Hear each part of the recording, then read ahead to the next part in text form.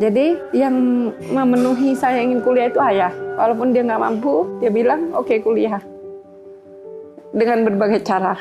Ayah bangga kalau kamu nanti setelah kuliah bisa kerja melebihi orang lain. Benar-benar karena saya kerjanya di perusahaan-perusahaan asing ya. Terakhir di Malaysia itu gajinya bisa dalam ringgit. Kalau di Indonesia misalnya gajinya 5,5 juta waktu itu terakhir. Kalau di sana saya dapat 35 juta karena dapatnya ringgit 1 bulan.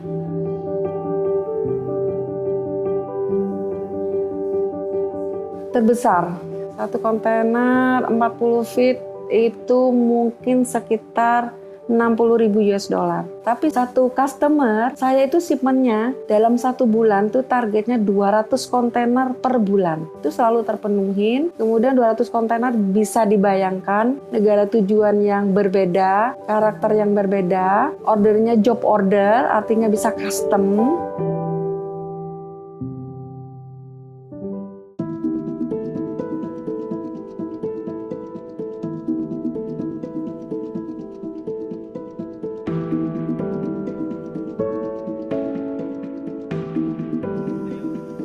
Assalamualaikum warahmatullahi wabarakatuh. Perkenalkan, nama saya Yuli Andayani. Kadang-kadang orang memanggil saya Bu Yuli gitu ya. Saya asalnya dari Kota Malang. Saat ini saya aktif berbagi ilmu terkait kegiatan ekspor dan impor. Saya dikenal sebagai trainer ekspor impor.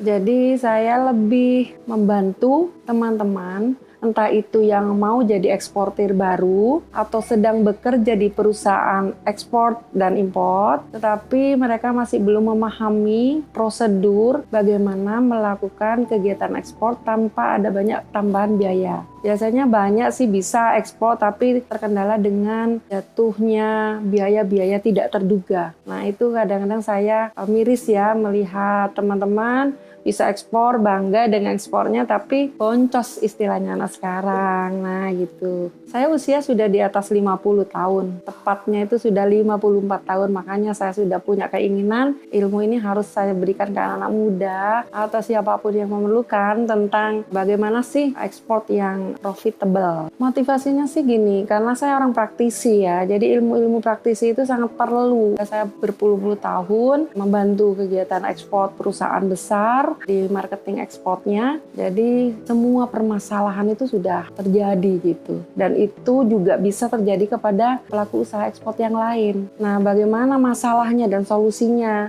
Mana yang harus dilakukan, mana yang nggak boleh dilakukan, itu perlu jam terbang memang. Perlu menghadapi berbagai masalah dulu, baru dia tahu seperti apa. Jadi, kalau ada yang mau belajar mengenai ekspor, insya Allah bisa saya bantu melalui kelas Madani Export Academy yang dalam waktu dekat ini akan buka 2 kelas. Kelas yang pertama yaitu kelas basic dan yang kedua adalah kelas advance. Saya orangnya suka tantangan. Saya cari sastra Inggris di mana tidak ada unsur kependidikan gitu. Nah, dari sastra Inggris itu semester 1 sudah mulai ngelesin bahasa Inggris untuk anak-anak sekolah gitu. Sampai akhirnya saya merasa kurang tertantang. Pekerjaannya masih kurang ada challenge-nya. Masuklah saya ke sebuah perusahaan ekspor besar di Kota Malang. Dan itu 100% usahanya, bisnisnya memang dijual khusus ekspor, tidak menjual lokal sama sekali. Karena basic saya bahasa Inggris, ditempatkan saya di posisi marketing di mana saya harus menghandle customer dari seluruh dunia. Saya waktu itu pertama itu mungkin Eropa, Australia gitu, dan Asia. Jadi saya handle customer itu. Tapi di rolling sampai Amerika juga. Semua customer yang ada di luar negeri, kita menghandle mulai kebutuhan A sampai Z. Satu kontak person saja, tidak ke orang lain lagi, tapi ke tim marketing yang sudah dibagi akunnya itu.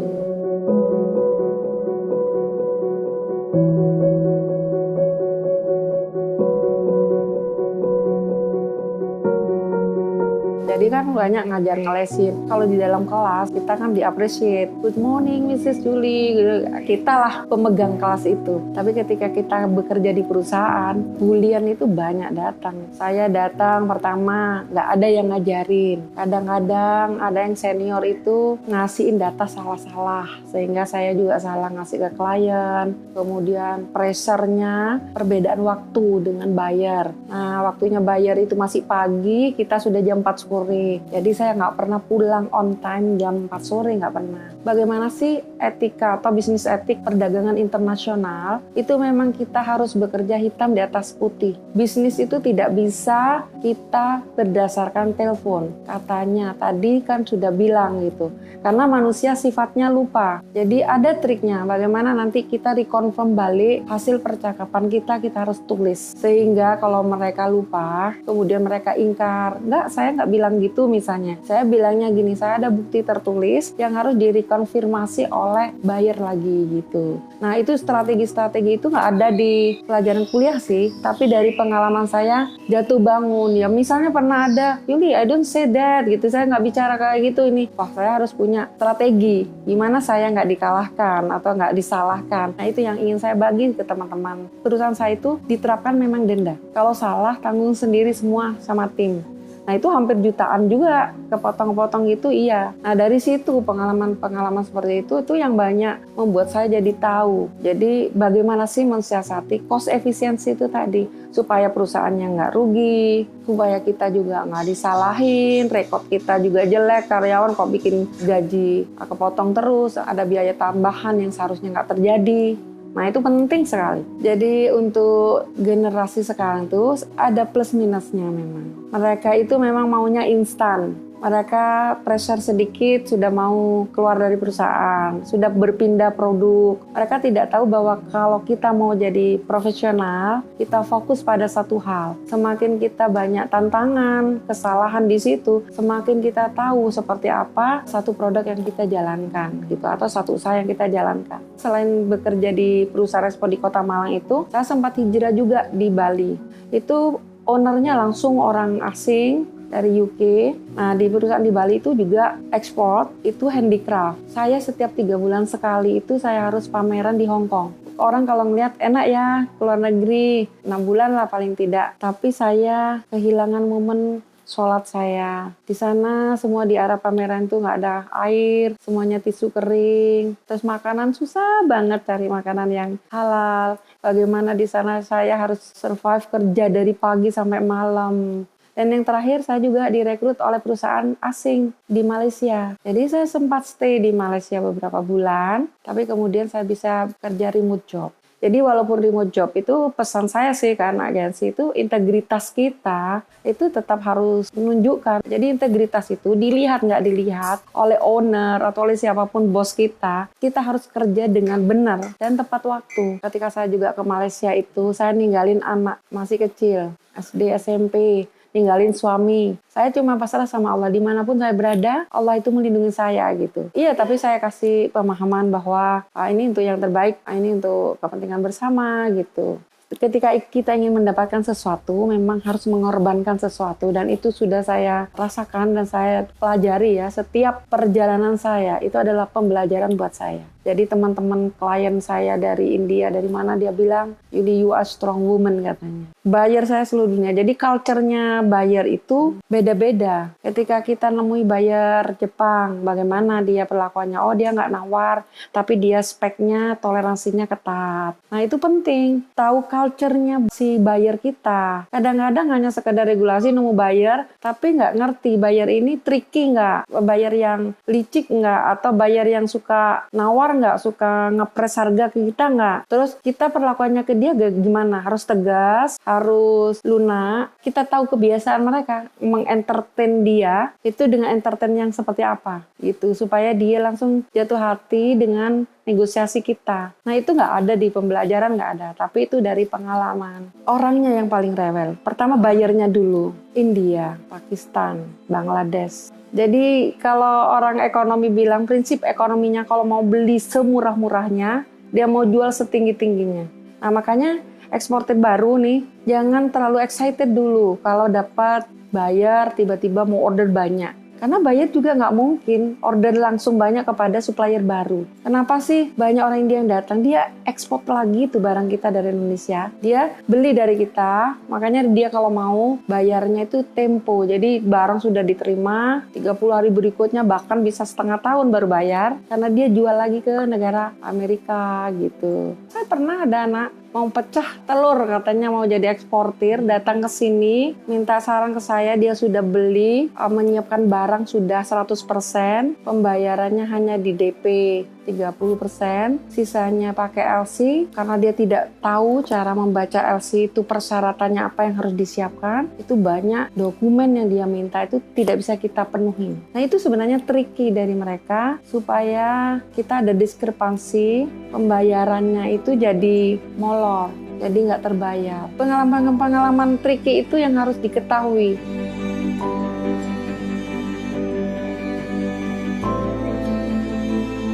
Nah ini yang sering terjadi biasanya eksportir baru yang sering dialami ya sama perusahaan itu, atau eksportir baru itu mutunya tidak konsisten memenuhi mutu ekspor yang diminta oleh buyer. Kadang-kadang buyer minta spek yang tinggi. Nah kita kalau supplier atau kita sebagai penjual jangan iya terus. Kalau memang kita nggak mampu ya kita harus fair aja. Nah kadang-kadang oke, tapi dari order satu kontainer ternyata hanya 10% yang memenuhi speknya, 90% tidak memenuhi. Akibatnya apa? Karena ditekan oleh tanggal kedatangan, sehingga shipmentnya dikirim apa adanya. Tapi itu mengakibatkan claim, karena mereka menemukan yang under spec, satu kontainer akan ditolak.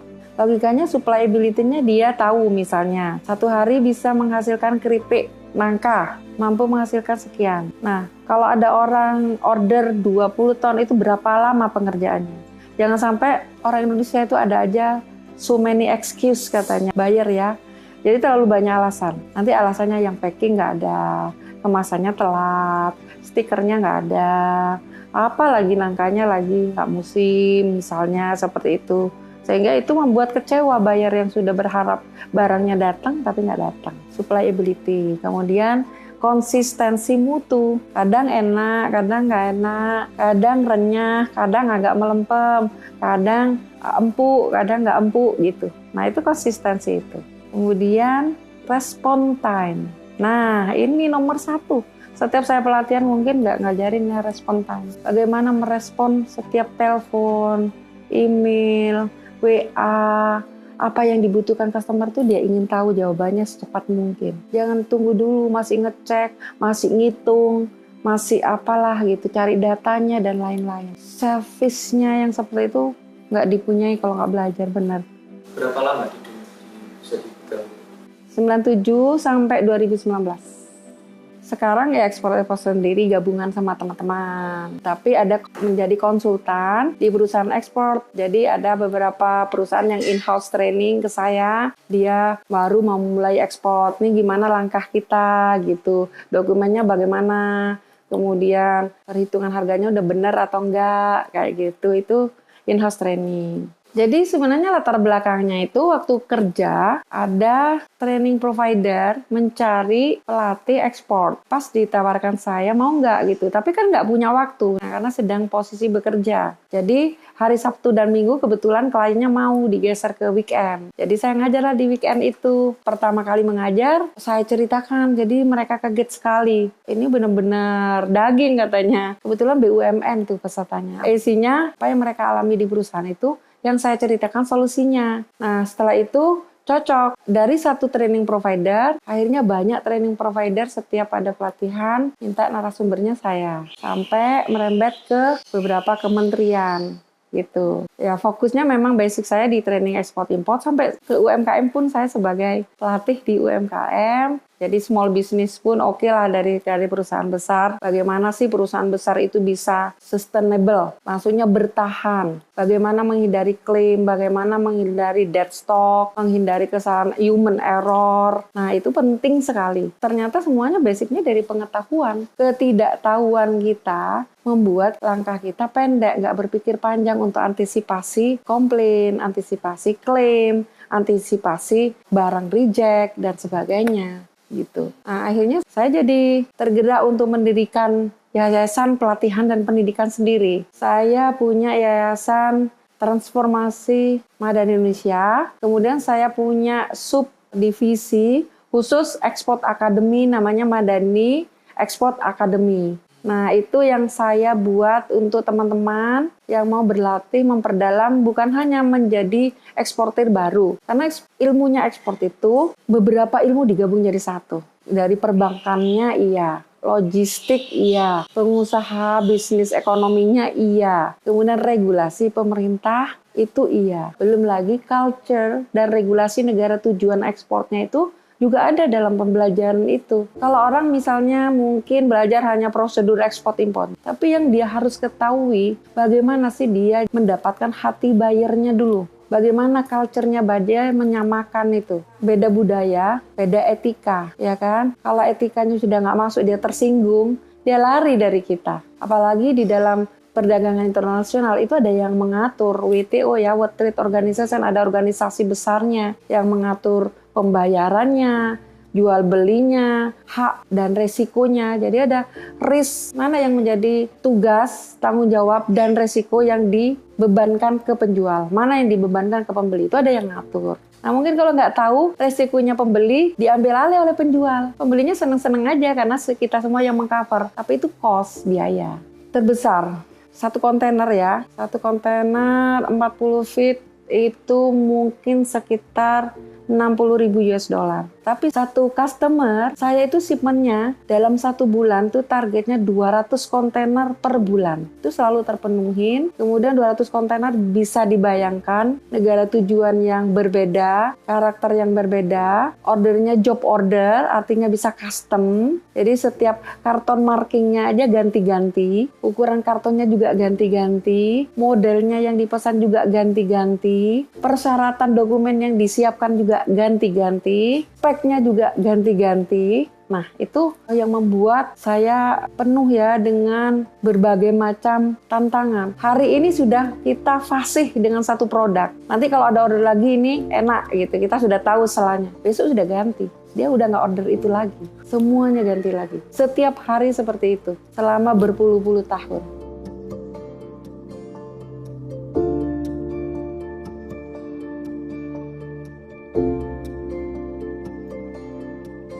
Ada beberapa eksportir baru datang ke saya. Dia sudah ngasih harga ke buyer. Tiba-tiba ada persyaratan dokumen, dia harus melampirkan COA, namanya Certificate of Analysis. Padahal untuk membayar COA itu ada biaya. Katakan satu item itu 1 juta. Dia ada 5 item satu kontainer. Udah 5 juta terbuang untuk hal yang tidak perlu. Harusnya dia sudah dimasukkan di dalam komponen harga jual. Tapi mereka kan nggak tahu. Itu banyak yang menggerus profit mereka akhirnya. Jadi mereka misalnya ambil keuntungan 25% atau 30% ya. Akhirnya biaya-biaya itu yang dia tidak tahu. Misalnya gudangnya di mana, pelabuhannya di mana, biaya dari gudang ke pelabuhan, ada biaya apa saja yang timbul. Kadang-kadang ada lagi yang tidak terpikirkan, ongkos kuli masukkan ke dalam kontainer, sewa forklift misalnya untuk memasukkan barang, itu mereka nggak hitung di HPP mereka. Tapi kan itu ada biaya, ada cost, kecuali dia sudah bertahun-tahun, udah tahu oh butuh ini gitu. Tapi kalau pemula nggak kebayang sampai ke situ, gitu biayanya itu. Terus masalah logistik, ngitung satu kontainernya isi berapa. Dari segi logistik, bayarnya minta berapa isinya. Karena kalau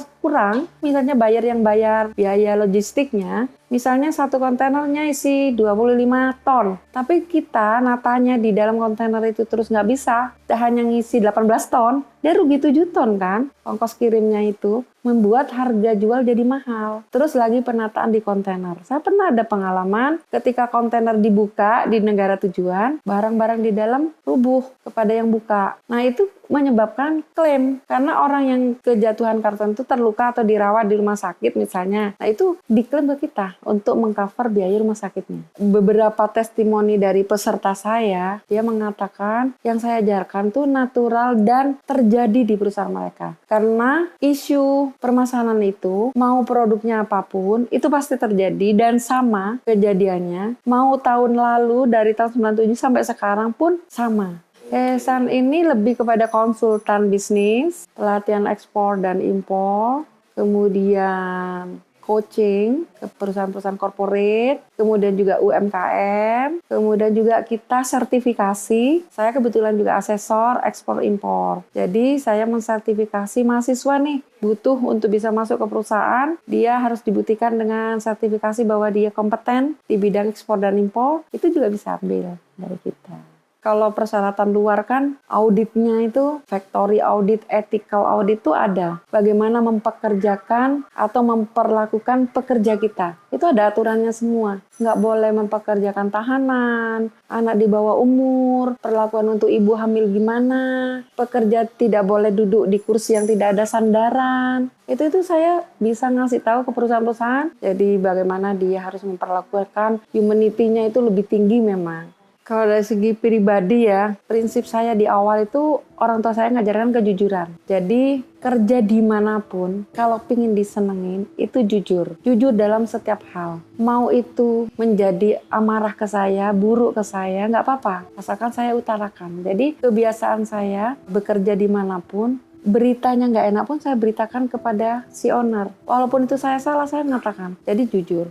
Memang saya orang yang di awal dari kota kecil di underestimate sama teman-teman kuliah, bahkan diginikan nggak ada orang Madura yang kuliah katanya, apalagi kuliah bahasa Inggris gitu ya. Tapi justru cemoohan orang-orang itu memotivasi saya, dimanapun saya berada saya harus jadi yang terbaik. Ada perusahaan yang punya sistem, jadi pembayaran sudah pasti di akunnya perusahaan. Ada perusahaan kecil yang di Bali itu tidak punya sistem karena semuanya diberikan ke saya. Kadang-kadang DP-nya itu bawa koper datang ke Bali, dia cash.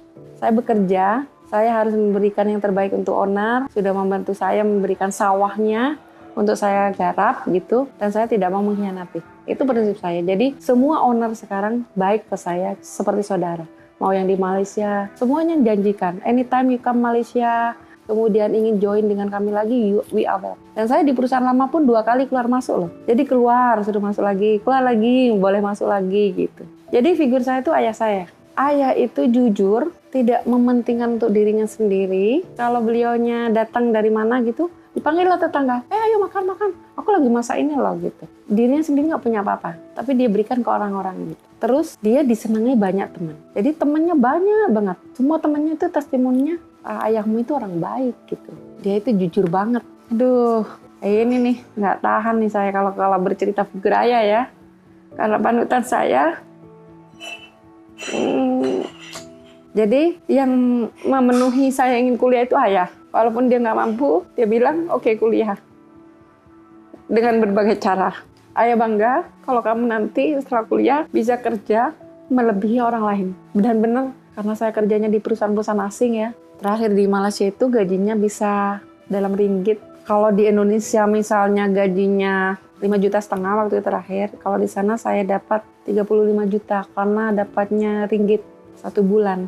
Saya bisa umroh keluarga sama suami, saya renovasi rumah ini. Waktu itu ya, dari gaji itu langsung saya bisa beli mobil. Saya itu bersyukur banget saya mempunyai kemampuan itu. Jadi yang ingin saya sampaikan, saya selalu doakan lah ya. Dosa-dosanya diampuni, dikasih tempat terbaik. Karena saya kadang-kadang kalau punya masalah, pikiran, selalu mimpi ayah. Itu melekat banget figur ayah di saya. Walaupun ibu juga sangat berperan dalam pendidikan saya. Ibu itu saya yang mengajarkan saya harus jadi orang yang cerdas, jadi orang yang pintar. Jadi orang pintar ngomong jangan malu gitu. Terus kalau nggak belajar, wah ibu yang paling menjewer saya gitu.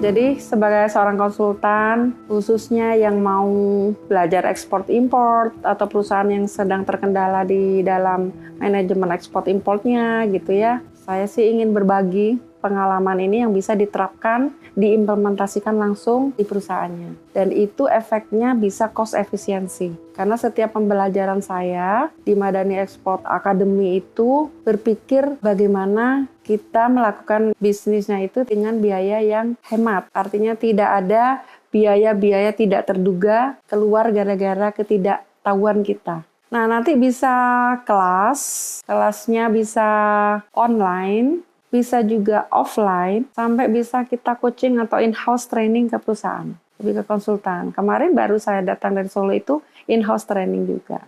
Kalau perusahaannya sudah banyak ya, ya 100-an lah. Kalau untuk yang sertifikasi, ekspor-import untuk mahasiswa, itu sudah hampir 1.000 mungkin sudah dapat ya. Dari universitas-universitas ternama di Jakarta, Bandung, Jogja, Semarang, kemudian Bali, Surabaya, itu mitra kita di dalam pelatihan ekspor impor dari praktisi. Saya juga mengajar praktisi mengajar, juga sering diundang ke kampus untuk dari praktisinya. Kita sudah buka kelas baru online, mungkin ya nggak perlu transport, nggak perlu penginapan buat peserta ya, lebih mudah, lebih fleksibel waktunya. Kita ajarkan bagaimana sih persyaratan dulu seorang pengusaha untuk jadi eksportir. Kemudian kita ajari kalau negara ini bayarnya seperti apa, budayanya seperti apa. Kemudian regulasi masuk ke negara tujuan seperti apa. Cara cari bayar bagaimana. Kemudian regulasi di dalam negeri kita harus mengacu ke aturan mana. Undang-undang kepabeanannya seperti apa, undang-undang perdagangannya seperti apa. Pembayaran yang menguntungkan kedua belah pihak seperti apa. Bulan puasa itu mungkin kita sudah mulai launching, tapi nanti kelas kita akan beritahu lagi tanggalnya mengikuti jumlah peserta. Karena kita juga akan batasi per kelasnya supaya intens ya, pertanyaan peserta terjawab yang ingin tahu. Jadi banyak juga BUMN yang sudah atau perusahaan yang sudah jadi itu biasanya case-nya seperti ini. Ini harus bagaimana? Impor barang tapi nggak bisa keluar, ini harus diapakan gitu. Jadi kalau menurut saya semua ilmu itu bermanfaat. Kejarlah ilmunya sampai kita benar-benar fasih dan profesional. Jangan pernah buang kesempatan. Kalau saya semua saya ikutin, saya pembelajar. Jadi walaupun usia saya sudah 54 tahun, pembelajaran apapun saya ikutin. Sertifikat saya untuk pembelajaran banyak gitu. Dan itu sangat mempengaruhi pola pikir kita. Semakin banyak tahu, pola pikir kita semakin terstruktur saya rasa. Ketika kita nggak tahu, mungkin kita lompat-lompat ya. Semua sampai pada tujuan. Tapi dengan pengetahuan, itu tujuannya lebih cepat, lebih terukur, kemudian lebih sistematis mencapai tujuannya. Gitu. Jadi knowledge itu penting, skill penting, attitude penting. Makanya seseorang dikatakan kompeten, itu kalau tiga-tiganya terpenuhi. Karena kebanyakan orang ngaku-ngaku udah kompeten karena dia tahu knowledge-nya. Tapi attitude-nya, respon time-nya jelek, bahasanya kasar, gitu ya misalnya. Nah itu nggak masuk. Jadi kompeten itu 3 terpenuhi. Knowledge-nya dicari, skill-nya minta coaching untuk melatih, kemudian attitude kita belajar dengan jejaring banyak orang itu mempengaruhi attitude kita. Saya ini rencananya mau buka kelas untuk 2 kelas yang levelnya beda. Satu yang benar-benar tidak mengetahui prosedur ekspor itu seperti apa, pasarnya seperti apa. Itu namanya di beginner dulu ya. Nanti ada master. Nah master itu sudah perusahaan ekspor yang sudah lagi jalan, tapi dia terkendala-kendala. Terus biasanya pertanyaan mereka itu, seharusnya kami tidak melakukan yang seperti apa Bu? Supaya ini tidak terjadi lagi. Atau seharusnya kami antisipasinya di awal harus bagaimana supaya ini tidak terjadi. Karena kemarin tuh ada perusahaan, barangnya sudah sampai, tapi persiapan dokumennya belum siap sehingga terkena biaya menimbun di pelabuhan. Dan itu $1 per hari. Itu sudah kena biaya banyak sekali biaya-biaya itu. Itu juga perlu skill. Skill itu perlu didapat dari pengalaman, dari coachnya gitu. Baik, saya Yulianda Yani selaku founder Madani Export Academy dari Yayasan Transformasi Madani Indonesia mengucapkan terima kasih banyak. Wassalamualaikum warahmatullahi wabarakatuh.